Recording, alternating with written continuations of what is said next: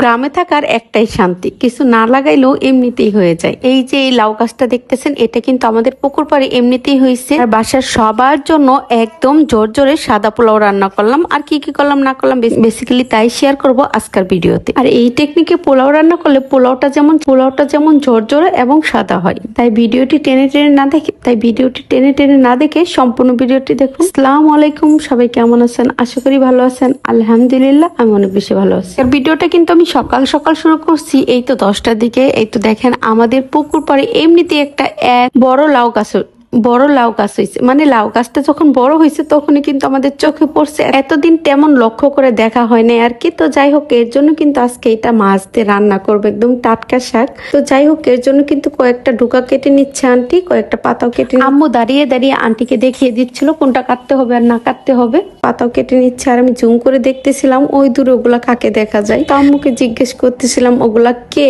তো দেখেন জুম করলে কিন্তু একদমই দেখা স্পষ্ট বোঝা যায়। তো ওটা আব্বু ছিল আর মেবি আরেকটা পাড়া প্রতিবেশী যেটা ছিল। তো যাই হোক, এগুলাই দেখতেছিলাম। আর দেখেন চতুর্পাশে ক্ষেতগুলো কত সুন্দর লাগতেছে, তাই না? গ্রামে কিন্তু এটাই একটু সৌন্দর্য। তো যাই হোক, এই তো দেখেন আমি চতুর্পাশে একটু ভিডিও করে দেখতেছিলাম। আর আমার সানা দুইটা কি করে দেখেন, একজনকে তো পিঁপড়া কামড় দিছে, সে তো ওটা নিয়ে ব্যস্ত হয়ে পড়ছে। তো আমি তাকে ডাকছিলাম, তো তাকে একটু ডাকলাম, ডেকে দেখেন সে পুষ দিবেই। যত যাই হোক গা, পুষ দিতে হবে। আজকাল বাচ্চারা এত বেশি পাক না, তো অবশ্যই কিন্তু মাশাআল্লাহ বলবেন, মাশাআল্লাহ। তো যাই হোক, কিন্তু দেখেন গ্রামটাকে চতুর্পাশে ঘুরিয়ে আপনাদের একটু দেখালাম। আর এই তো সাদা পোলাও রান্না করার জন্য চলে আসলাম। আজকে বাসার সবাইকে সাদা পোলাও রান্না করে খাবো। আর এইভাবে পোলাওটা রান্না করলে কিন্তু একদম সাদা আর ঝরঝরে হয়। আর আজকের পোলাওটা কিন্তু আমি সরিষা তেলে রান্না করতেছি। তো যাই হোক, প্রথমে কিন্তু চাউলটাকে আমি সুন্দর করে ভেজে নিচ্ছি। পেঁয়াজ মরিচ আমি অতটা ভাজি নেই, পেঁয়াজটা হালকা ব্রাউন কালার হলেই, মানে কয়েকটা জিরা আর পেঁয়াজ ব্রাউন কালার হলেই কিন্তু আমি চাউলটা দিয়ে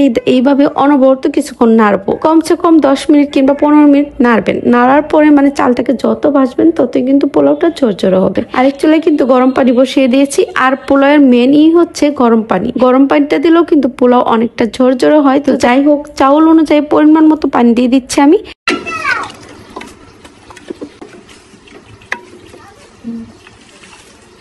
তো যাই হোক, দেখেন যেহেতু গরম পানি দিয়েছিলাম, ফাইনালি কিন্তু পোলাওটা হয়েই গেছে, বেশি সময় লাগে নাই। তো কতটা ঝরঝরে দেখেন, আপনাদেরকে দেখাচ্ছি নেড়ে চেড়ে। তো আমি চতুর্পাশে নেড়ে চেড়ে দিচ্ছি যাতে করে এক পাশে আবার আরেক পাশে দেখা যাবে অনেকটা ফুটে গেছে। তো যাই হোক, আরেকটু ঘি দিয়ে দিচ্ছি। যদিও ঘি তেমন ছিল না, হালকা একটু ছিল, পরে আরেকটা কৌটা থেকে দিছি। তো যাই হোক, কিন্তু দেখেন ঘি দেওয়ার পরে কিন্তু উপর দিয়ে পেঁয়াজ বেরেস্তা দিয়ে দিয়েছিলাম। তো ভিডিওটি ভালো লাগলে অবশ্যই একটা শেয়ার দিয়ে দিবেন। তো কে কিভাবে পোলাও রান্না করেন অবশ্যই কমেন্টে জানাবেন। পোলাও রান্না করতে করতে বিদায় নিচ্ছি। সবাই ভালো থাকবেন। আল্লাহ হাফেজ।